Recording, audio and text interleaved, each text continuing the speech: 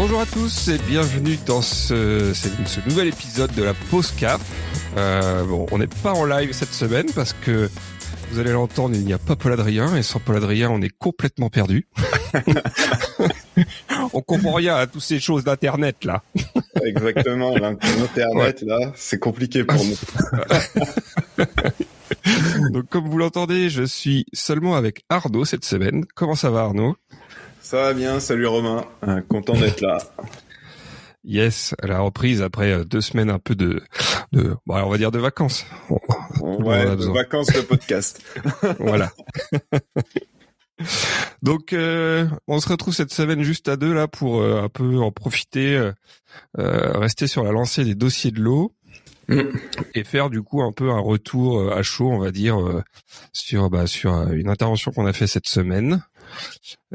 Qui du coup s'inscrit exactement dans ce qu'on disait dans les précédents podcasts. Donc c'était l'occasion de faire un retour un peu là-dessus. Exactement, retour d'expérience terrain. Voilà. Comme quoi, on fait pas que de la théorie, tout ça c'est basé sur des vraies choses qu'on voit chez des vrais gens. Exactement. Du coup, cette semaine, qu'est-ce qu'on a fait ? Cette semaine, on est allé faire un diagnostic chez un client, qui constatait pas mal de dysfonctionnements, on va dire, dans son système documentaire, ses dossiers de l'eau, et qui voulait un peu avoir un avis sur la façon d'aborder de ce qu'il fallait faire, quoi. Donc, on est allé là-bas sans trop savoir exactement à quoi s'attendre, mais pour justement aller un peu mettre notre nez dans leurs affaires. Dans leur dossier de l'eau. Voilà. Donc quand c'est comme ça, on débarque. Et puis donc il y a un peu deux phases qui vont se passer en parallèle. Déjà, on va, comme je disais, mettre le nez dans les dossiers de l'eau, mais aussi un peu toutes les procédures qui gèrent tout ça, ouais. Exactement. Et à l'occasion de ce diagnostic, je me suis permis d'inventer un nouvel indicateur. Alors, c'est vrai que quand on parle dossier de l'eau, l'indicateur dont on parle le plus souvent, c'est quoi votre bon du premier coup. Donc oui. Là, on demande au client, vous mesurez votre bon du premier coup ? Ah bah non. Bon, déjà, voilà, ça c'est, on va dire, 7 sites sur 10, c'est la première réponse qu'on nous dit, c'est non, on le mesure pas. Donc déjà, ça c'est un premier problème, parce que si on mesure pas le bon du premier coup, c'est difficile de pouvoir évaluer l'amélioration qu'on va pouvoir en tirer. Pour autant, même s'ils ont pas mesuré, après on leur demande, bon ok, alors après la prod, première étape de revue, sur 10 dossiers, vous en avez combien qui ont pas d'erreur et qui passent directement ? 0. Voilà. Voilà. Donc en gros, 100% des dossiers font des allers-retours. Ça veut dire quoi ? Ça veut dire de la charge parce qu'il faut gérer ces allers-retours. Ça veut dire du temps de cycle parce que pendant qu'on fait des allers-retours, le dossier de l'eau il sort pas de la prod.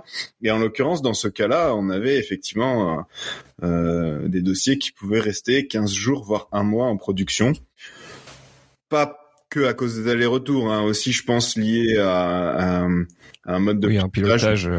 Tant que le lot est pas urgent entre guillemets, on verra ça plus tard, parce que c'est souvent le cas aussi sur beaucoup de sites. Les personnes qui font de la revue de dossier de l'eau ne font pas que ça, et du coup forcément ça attend. Ce qui pose quand même question, parce que si tu revois un dossier de l'eau au bout de 15 jours après la prod et que tu découvres un problème, c'est embêtant. Ouais. Alors, si je le découvre le lendemain de la prod, c'est moins embêtant, on va dire. C'est sûr. Du coup, après, pareil, même question, à la Q, vous mesurez votre banc du premier coup ? Ah bah non. Voilà. Et combien vous avez de dossiers qui sont sans erreur ? 1 sur 2. Bon, ok. Donc, c'est déjà une bonne performance, entre guillemets, on va dire, de la prod, qui a réussi à passer de 0% à 50%, même si 50% à l'AQ, c'est, on va pas se mentir, mauvais. Sachant qu'ils arrivent à ça avec 2 revues. Il y a 2 revues prod. Ouais, c'est vrai. Pour arriver à 50%. Alors, il y a 2 revues prod, mais qu'une revue qualité. Là où, des fois, effectivement, on n'a qu'une revue prod et 2 revues qualité. Bon, ma foi, dans tous les cas, il y a 3 revues. Et donc en fait, ça aurait été intéressant de savoir combien il y avait de bons du premier coup à la deuxième revue prod. Question qu'on n'a pas posée, effectivement. Mais bon, voilà, le bon du premier coup, c'est intéressant de le savoir, mais du coup, l'indicateur, moi, que j'ai inventé en partant de ça, c'est de se dire, ok, on a ce bon du premier coup, mais est-ce qu'on pourrait pas aussi évaluer, quand on voit le dossier de l'eau, sur les axes qui nous intéressent, quel est le risque d'erreur? Et donc, en gros, est-ce qu'on peut évaluer de manière proactive, en gros, le risque d'avoir un mauvais bon du premier coup? Et pour ça, l'indicateur, il s'intéresse. N'hésitez pas à aller voir sur notre site. On en parle. Aux 3 axes qu'on regarde sur un dossier de l'eau, c'est les données. Combien de pourcents on a de données utiles et combien de pourcents on a de données inutiles. L'alignement avec la réalité du terrain et l'ergonomie. Et donc cet indicateur qui s'appelle le taux de risque d'erreur documentaire, le TRED. Waouh. Marque déposée. Voilà, marque déposée. On va le mesurer au travers de ça. Et du coup, qu'est-ce qu'on a fait? Avec Romain, on s'est amusé à faire un Cobra. Alors, on va pas se mentir, on est en diagnostic, on n'a pas fait un Cobra comme on le fait en projet. On l'a fait un peu plus rapidement, mais bon, ma foi, ça donne quand même une première vision. Disons qu'on a pris un échantillon représentatif des pages sur lesquelles on a fait un Cobra pour avoir une idée, quoi. On n'est pas sur la précision, là, c'est pour avoir une idée, ouais. Exactement. Et on a pu extrapoler. Alors Cobra, pour ceux qui n'ont pas écouté les épisodes précédents, ou alors si on n'en a pas parlé, je sais plus. Ça veut dire Content of Batch Record Analysis. C'est notre petite grille de questions au travers de laquelle on fait passer toutes les données renseignées par les opérateurs. Donc une date, un visa, un paramètre, tout ce qui est tout coup de crayon, on pourrait dire. Alors coup de stylo indélébile, si on veut. De couleur bleue, non? Ouais, ça, à la limite, je m'en fous. mais moins indélébile, qui a été renseigné dans le dossier de l'eau, que ce soit par les opérateurs ou par des superviseurs ou même des fois des accus s'ils mettent un commentaire ou quoi que ce soit. Et on vient passer ça au travers d'une grille de 13 questions qui vont nous permettre d'évaluer donnée par donnée si elle est utile ou pas. Donc, on a fait l'exercice sur une dizaine de pages. Donc, c'était à peu près 10% du dossier de l'eau, on va dire. Et on arrive à peu près 46% de données utiles. En soi, t'en penses quoi, toi, Romain? 46% de données utiles, c'est étonnant. Je dirais que c'est dans le benchmark, quoi. C'est généralement à peu près ce qu'on voit un peu partout. Pas de grosse surprise de ce côté-là. Non, ça c'est exactement ça. Donc pile dans le benchmark. On aurait même pu ne pas le faire en fait. Mais bon, voilà. Mais bon, là on est sûr. Là on est sûr, exactement. Et je sais plus si on a décrit un peu la matrice Cobra dans un épisode précédent, mais au pire on le fera dans un autre épisode. Mais on a notre premier élément, donc notre Cobra 46%. Et ensuite on a pour le taux d'alignement, donc l'alignement par rapport au terrain. On va avoir, en gros, on est parti sur 4 niveaux. Premier niveau, on a très peu d'allers-retours en prod, et en plus on dit on a une structure de dossier de l'eau organisée plutôt par équipe. Donc très clairement, on est dans un indicateur de diagnostic flash. On reste un peu macro. Et du coup, c'est basé sur les échanges qu'on a pu avoir avec responsable de prod, superviseur, qui nous dit oui, on a beaucoup d'allers-retours, non, on n'en a pas, c'est ça, tout simplement. Donc premier niveau, c'est très peu d'allers-retours, donc là on est plutôt bien. Ensuite, on va avoir 2 niveaux intermédiaires, c'est on a des allers-retours, mais c'est plutôt maîtrisé, donc on n'en a pas beaucoup, mais par contre on a beaucoup d'annexes. Ou alors, on a beaucoup d'allers-retours, on en a un certain nombre, mais on n'a pas beaucoup d'annexes. Donc là, on est plutôt dans le ventre mou, on va dire. Et puis, le pire cas, c'est, on a beaucoup d'allers-retours, beaucoup d'annexes, les opérateurs, ils arrêtent pas de faire des allers-retours, etc. Donc, dans notre cas, là, on était avec des allers-retours importants, mais peu d'annexes. Ce qu'il faut comprendre, c'est que les allers-retours, forcément, c'est générateur d'oubli de données. Donc, on oublie de renseigner des données, et donc ça veut dire ça a un impact direct sur le bon du premier coup du dossier de l'eau. Et on a notre dernier critère, l'ergonomie. Et là, on va avoir plus de niveaux. On va avoir le meilleur niveau, le dossier qui est mis en scène. Hein. C'est nos dossiers de l'eau ergonomique. Hein. C'est-à-dire, alors mise en scène, c'est pas pour faire joli, mais c'est en gros ton dossier, il est structuré d'une certaine manière. T'as préformaté des remplissages. T'as fait ressortir les données à remplir et c'est visible. Du coup, si t'oublies, tu t'en rends compte plus facilement, etc., etc. Donc là, c'est très bien. Après, on va voir le niveau un peu en dessous, c'est qu'il n'y a pas de mise en scène, mais on a une structure quand même en colonne assez stricte, c'est-à-dire que tu as quand même structuré ton ergonomie, même si c'est pas encore parfait, on va dire, mais au moins cette structure en colonne commence à générer des réflexes pour le remplissage. Le niveau en dessous, c'est à structurer complètement, c'est pas complètement strict, pardon. Mais tu as aussi des données qui sont un peu éparpillées malgré ta structure en colonne de ton dossier. Et ça, on le voit quand même assez souvent, ce cas-là. Ensuite, tu as une structure très light, c'est-à-dire que d'une page à l'autre, tu peux avoir une structure un peu différente, et en plus, tes données sont éparpillées. Et le dernier, c'est complètement hétérogène, t'as zéro structure, et puis t'as des données qui sont un peu éparpillées. Des données partout, ouais. Ça, on en voit, hein. Faut pas le croire, hein, on en voit. Et donc dans notre cas, on se retrouve avec une structure en partie, c'est pas complètement, et des données éparpillées. Et quand on regarde 46% de données utiles, des allers-retours importants mais peu d'annexes, et une structure en partie mais des données éparpillées, on se retrouve avec un taux de risque d'erreur documentaire à 94%. Donc ça veut dire que donc t'as 94% de chance de faire des erreurs en le remplissant, quoi. T'as plus de 9 dossiers sur 10 qui vont avoir des erreurs. Et ma foi, c'est cohérent avec le 0% qu'ils nous ont donné.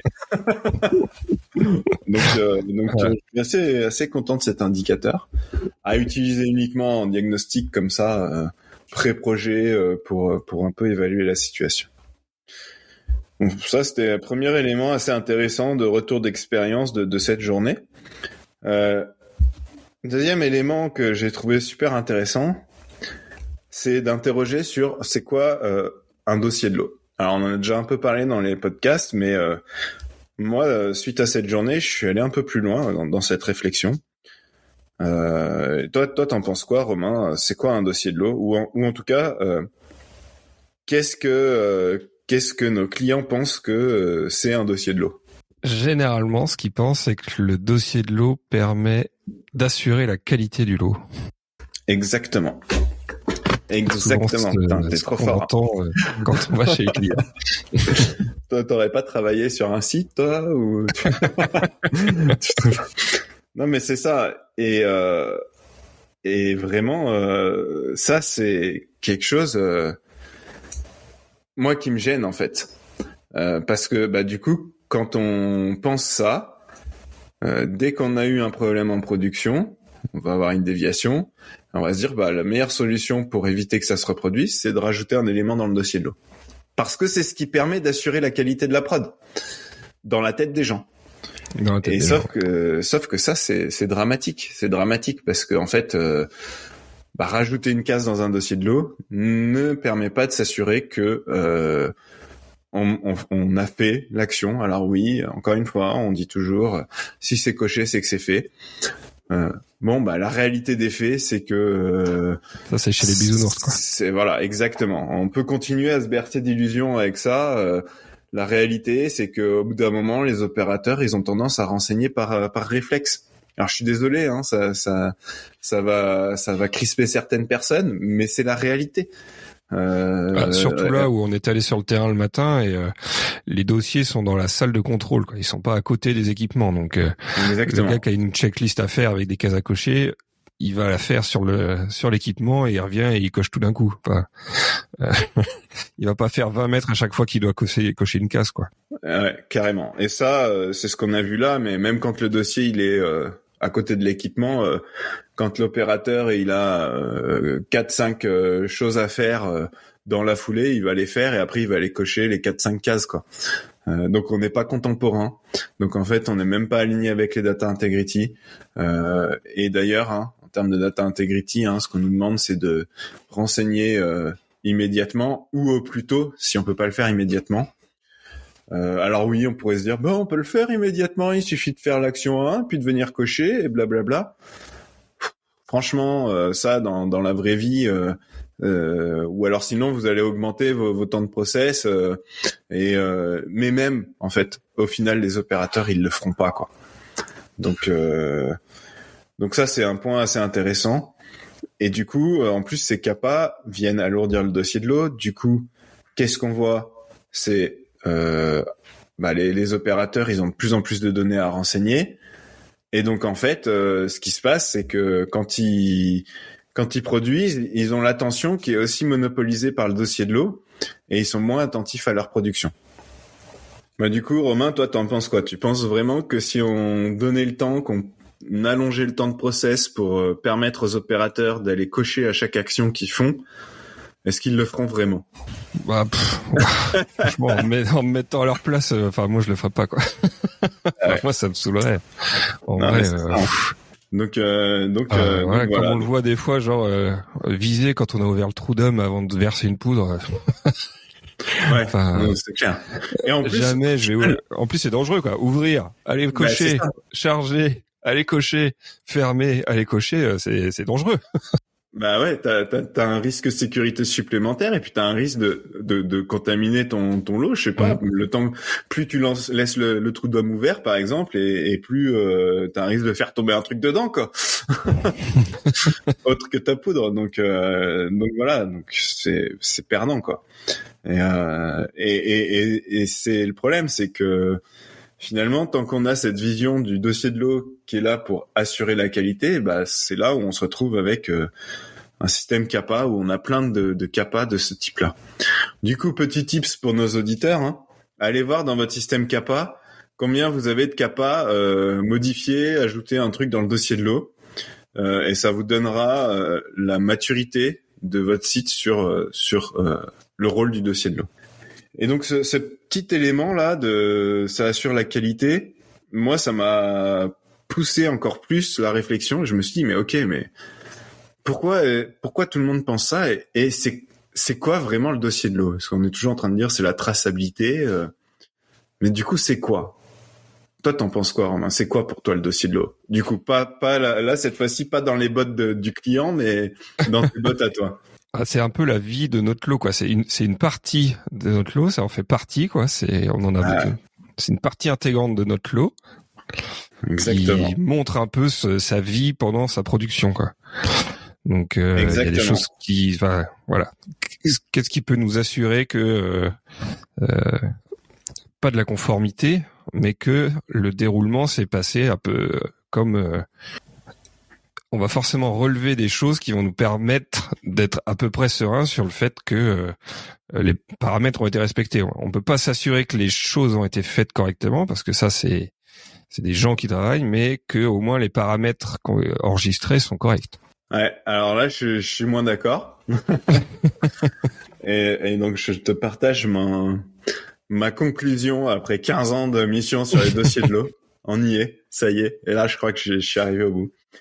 Donc comme tu l'as dit, la première partie de réponse c'est exactement ça, c'est le dossier de l'eau, ça fait partie intégrante de ton produit, de ton lot, au même titre que ta matière, au même titre que ton article de conditionnement, au même titre que ta notice, etc. En fait, c'est un élément de ton produit. Ton produit dans l'industrie pharmaceutique, c'est ton produit fini avec tous ces trucs de conditionnement, etc. et sa traçabilité. Du coup, le dossier de l'eau, c'est un élément, c'est un morceau de ton produit qui te permet dans le futur de montrer que t'as bien respecté tes paramètres critiques, etc. Mais c'est un élément de ta production. Et là, c'est là où ça devient trop intéressant. C'est que du coup, ton process de revue de dossier de l'eau, c'est pas le process qui vient checker que tu as bien respecté ta prod. C'est le process qui vient faire du contrôle qualité de ta traçabilité.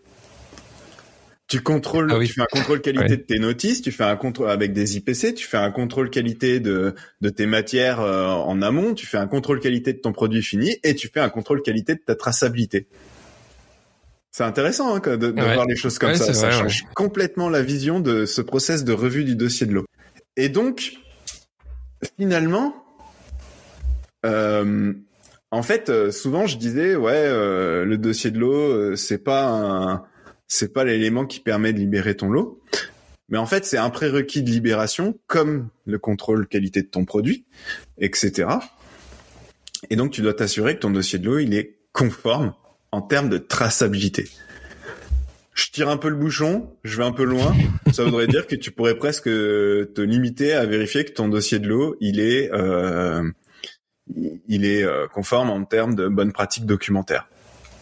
J'ai toutes les données qui sont attendues, elles sont bien écrites, il n'y a pas de surcharge, et basta. Tu vérifies pas que tes paramètres ils sont conformes aux spécifications. Ça, c'est déjà trop tard quand c'est la vérification du dossier de l'eau. Ah oui, pour la vérif, mais par contre, oui. Après, tu différencies du coup vérification et libération. Du coup.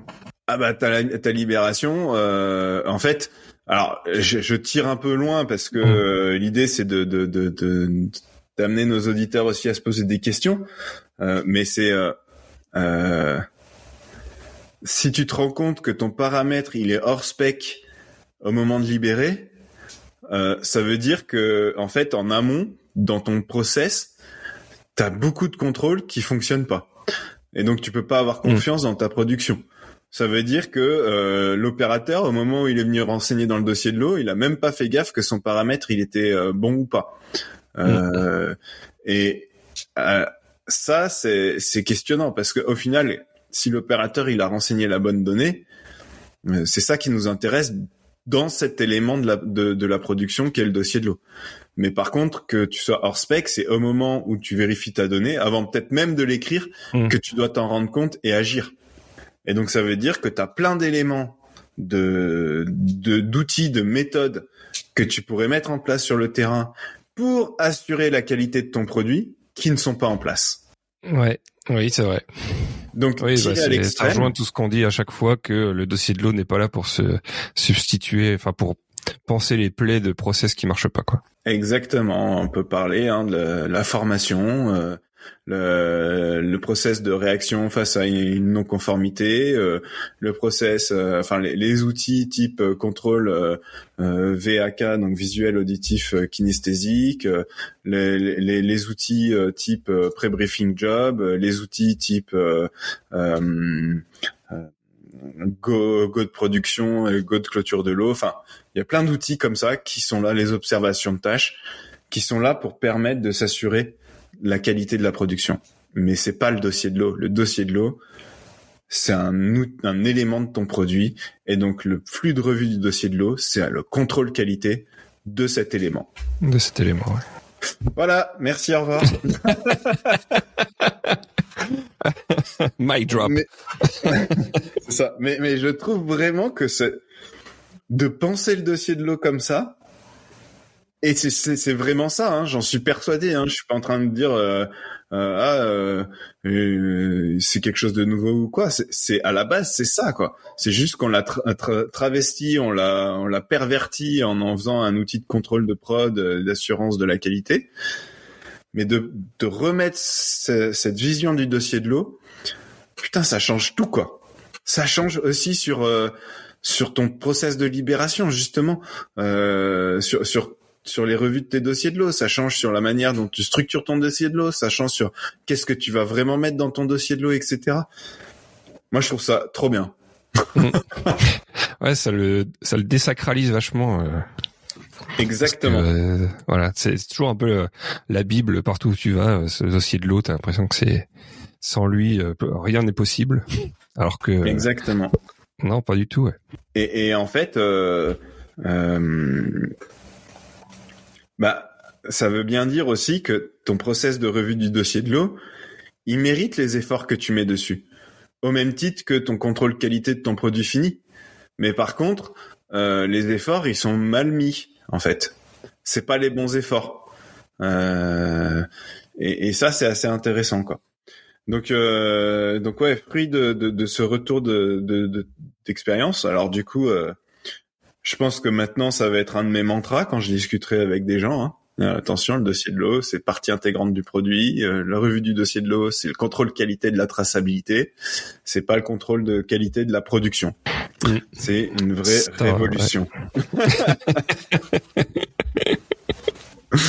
Non, mais c'est vrai. Moi, je trouve ça trop bien, quoi. Et, du coup, ouais, finalement, ce taux de risque d'erreur documentaire, en fait, il est là pour évaluer à quel point vous risquez d'avoir des erreurs dans votre traçabilité si votre dossier de l'eau il est mal construit. Et au final, c'est comme si aujourd'hui on le gère comme si, alors attention, je vais essayer une métaphore hasardeuse, comme si on disait que grâce à mon contrôle qualité du produit fini, je vais m'assurer, donc sur le produit fini, hein, je vais m'assurer que mes matières, elles étaient bonnes. Alors qu'en fait, non, t'as un contrôle qualité des matières avant qu'elles arrivent en prod, quoi. Et bah, c'est quand on dit, grâce au contrôle du dossier de l'eau, je vais m'assurer que la prod, elle était conforme, c'est faire la même chose. Oui. Après, c'est lourd de conséquences, hein, mais, enfin, c'est lourd de conséquences parce que ça veut dire qu'il faut revoir entièrement la manière dont tu assures la qualité au quotidien sur tes lignes de prod. Mais en même temps, putain de bordel de merde. Est-ce qu'il faudrait pas le faire, quoi? Parce que moi, je suis peut-être pessimiste, j'en sais rien. Mais m'assurer la qualité d'une production grâce au dossier de l'eau, je me dis, ça me rassure pas du tout. Et je suis pharmacien libérateur, bah ouais, je serais un peu inquiet, quoi. Ouais. Et en fait, il faudrait mettre les gens autour de la table et structurer des vraies modalités de fonctionnement au travers du management de proximité, au travers de la terrain, hein, qui devrait être beaucoup plus présente au bord des lignes de prod, en fait, pour faire des observations de tâches, pour faire des vérifs, des choses comme ça, qui permet en temps réel de s'assurer de la qualité de ta production. C'est ça. Et c'est la confiance, quoi. Et si exactement. T'as confiance, t'as pas besoin d'avoir un dossier de l'eau avec des cases partout. Exactement. Et puis, t'arrêtes de faire du contrôle qualité au travers du dossier de l'eau. Tu fais de l'assurance de la qualité en prod. Exemple, sur beaucoup de sites, hein. Je sais pas, t'as un autoclave, on joint la courbe au dossier de l'eau, et puis c'est au moment de la vérif du dossier de l'eau qu'on va vérifier si la courbe elle était bonne. Ah non, elle est pas bonne, on ouvre une déviation, boum, ton lot il est à la poubelle. Putain, pourquoi est-ce qu'on le vérifie pas en cours d'autoclave que tout se passe bien? Pourquoi est-ce que directement à l'issue de l'autoclave, on vérifie pas que bah en fait ça s'est bien passé, et du coup en fait on n'attend pas 15 jours ou un mois avant de s'en rendre compte que le produit il est déjà conditionné, ça se trouve, alors qu'en fait on aurait pu ne pas le conditionner, rajouter de la valeur dessus parce qu'en fait il a pas du tout été stérilisé, quoi. Donc voilà, c'est retour un peu d'expérience et justement donc moi ce que j'en retiens de cette journée Diag Flash, c'est ce taux de risque d'erreur documentaire, c'est cette vision du dossier de l'eau qui n'est pas un outil pour assurer la qualité, mais un outil, un élément intégrant du produit qui est donc la traçabilité. Le fait du coup que ton flux de revue du dossier de l'eau, c'est juste un contrôle qualité de ta traçabilité, et le fait que les CAPA de modif dossier de l'eau, c'est les pires CAPA du monde. C'est ça. Pour moi, c'est passé devant la resensibilisation. Ça y est. Ouais, j'ai réussi à détrôner. Et puis en vrai c'est un des premiers trucs parce qu'on fait aussi des entretiens avec les différentes personnes pendant ces journées-là, et un des premiers trucs qu'ils nous ont dit c'est là ça fait 1 an qu'on fait que des CAPA où on modifie le dossier de l'eau, du coup c'est devenu un truc horrible. Ouais. Non mais et en fait là, j'ai l'impression que petit à petit on a glissé de Les sensibilisations. Alors les inspecteurs, ils ont dit non, c'est pas des bonnes CAPA ou j'en sais rien, mais on en voit un peu de moins en moins, vers modif du dossier de l'eau. Parce que puisqu'on peut pas les sensibiliser, on va s'assurer qu'ils font grâce au dossier de l'eau. Ouais, sauf que l'avantage de la sensibilisation, même si au final ça ne change rien, ça n'empêche pas le problème que ça revienne, l'avantage c'est que l'impact, c'est que à la limite t'as juste un formulaire à faire signer, que les gens ils ont bien été resensibilisés, et ça s'arrête là. T'as pas tué la récurrence, mais ça s'arrête là. Alors que modifier le dossier de l'eau, déjà ça va générer une charge de travail un peu plus compliquée que de juste faire signer un formulaire, parce qu'il faut modifier le dossier de l'eau. En plus, tu te retrouves avec plein de données qui font que tes opérateurs, ils ont pas une attention aussi bien focalisée sur la prod. Je sais plus si j'en ai parlé dans un podcast, mais pour rappel, sur un site, on avait mesuré qui renseignait une donnée toutes les 25 secondes. Moi, quand je vois ça, je me dis comment est-ce qu'ils font pour vérifier que la prod, elle se passe bien, quoi. C'est quand même ça. Donc tu viens en ajoutant des choses dans ton dossier de l'eau, tu viens irrémédiablement diminuer l'attention de tes opérateurs sur ce qu'ils sont en train de faire et donc augmenter le risque de vraies erreurs. Et après, forcément, ça augmente aussi le risque d'erreur dans le dossier de l'eau et donc les allers-retours et donc ton temps de cycle qui sera pas bon. Donc c'est pour ça que c'est la pire CAPA. C'est que non seulement ça aura pas l'effet escompté, mais en plus ça va avoir plein d'impacts de merde qui vont polluer le quotidien et la performance des sites. C'est ça. Ouais, et puis là aussi ils nous l'ont dit. Tu rajoutes et ça ils le font pas correctement, on rajoute une phrase pour leur dire de le faire.